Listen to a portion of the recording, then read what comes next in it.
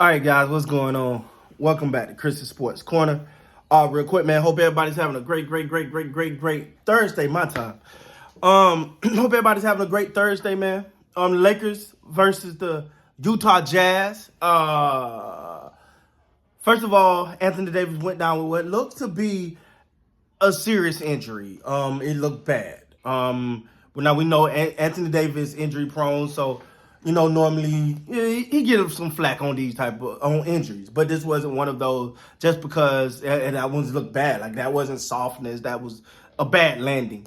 Um, Someone brought up a great point. As far as wearing the low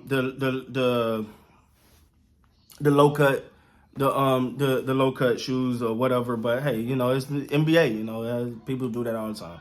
So I'm not gonna use that for criticism or nothing. It was just a bad. He was actually having a pretty good game to start this game off, but he went down with an injury. Now the X-rays are negative. They say they'll reevaluate him after the All-Star break, which obviously I expected that. I didn't expect to see him back. We'll see what he looks like when he gets back. But for the Lakers, man, moving tonight. This was a game that, looking at how good the Utah Jazz have been, and I would thought that this would have been one of those games the Lakers was gonna fall to. But they showed, listen, there's 2 games in a row that they've shown some grit and some effort. And that's all I really asked for from the Lakers. Like effort, like try, man. And tonight you seen that, in my opinion. They were led tonight by LeBron. He was 14 of 23, 3 of 8 from 3, 2 of 2 from the free throw line, 8 rebounds, 6 assists, 2 steals, 33 points. I thought he had a hell of a game. Again, I'm gonna be honest. I do think the 8 3 points is a little high. He did have a couple of those clutch. Now, don't get me wrong, there were some big threes, but to me, it was evidence. All he had to do was just go to the hole.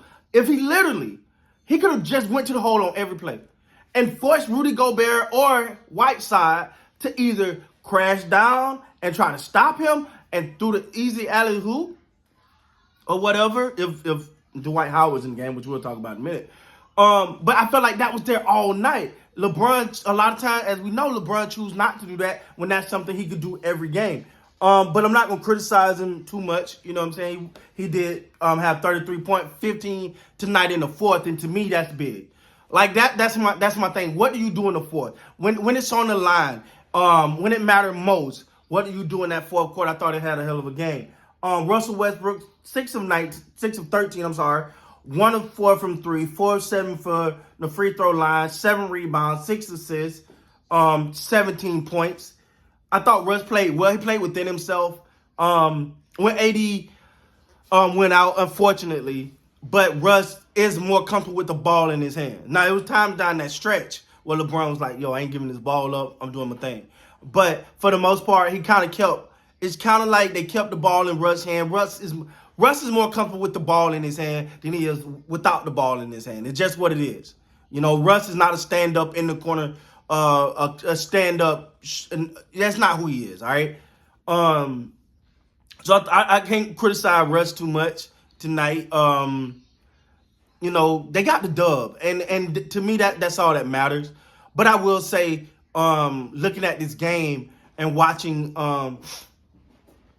some of the rotations ticked me off tonight. I'm going to say that. I got to say this part. It was a point in there where you got Stanley Johnson guarding Rudy Gobert. Now, if you know basketball, you know that's a bad matchup. That's a literal bad matchup. So I'm like, it's all on live stream. It's all happening live. So I'm like, yo, do something. Do something. Like, how y'all allowing this? And to me, if I'm being honest, the Jazz kind of let the Lakers off the hook. I would have used that to death. Like, you got Stanley Johnson on Rudy Gobert. Rudy Gobert finna turn into Shaq tonight if it was me. But I just felt like the Jazz didn't take enough advantage of that. And Frank Vogel finally do bring in Dwight Howard. Wow, brain fart. He finally do bring in Dwight Howard. But when he bring in Dwight Howard, he takes out Monk and LeBron. Now on the court, you got Dwight Howard, Ken Bazemore, THT, Austin Reeves, and I think Westbrook. So at this point, I'm like, Where's your offense going to come from with that? Now, of course, we know Reeves can knock down some shots, and he had a real big shot at the end of this game to really kind of seal the deal here. But I'm like, who's going to create the offense here? So to me, the rotation with Frank Vogel just don't make sense to me. As I joked in the live stream, I joked but wasn't joking. Like, I've never been on the fire Frank Vogel bandwagon. I haven't been on that. But these rotations is warming up the car. All right? It's warming up the car. Because it's like, yo, it's not rocket science. You got a big man out there, and you got two sitting on your bench. How? Because at one point, it was like he could just go get his own rebounds.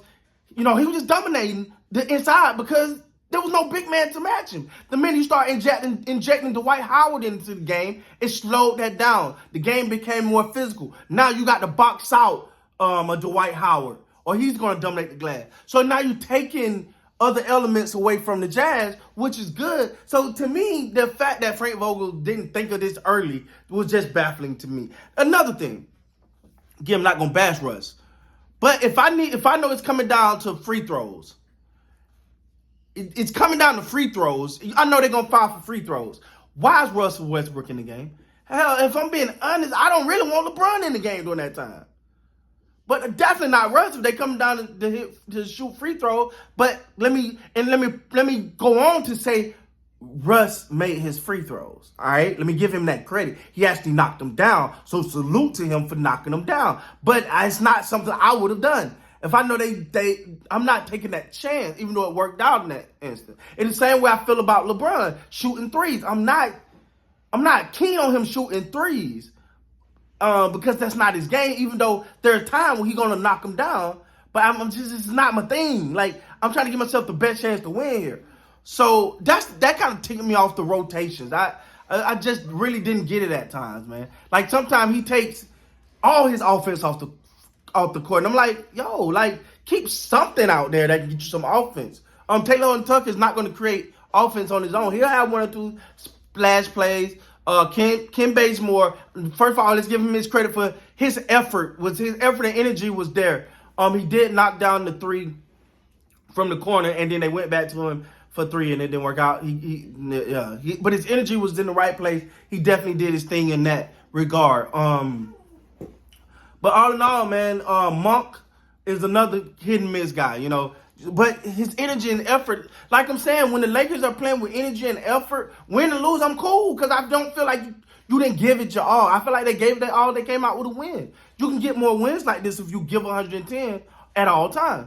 But, hey, who am I, man? I digress. With that said, but congratulations, Laker Nation. They got a dub over a legitimate Utah Jazz team.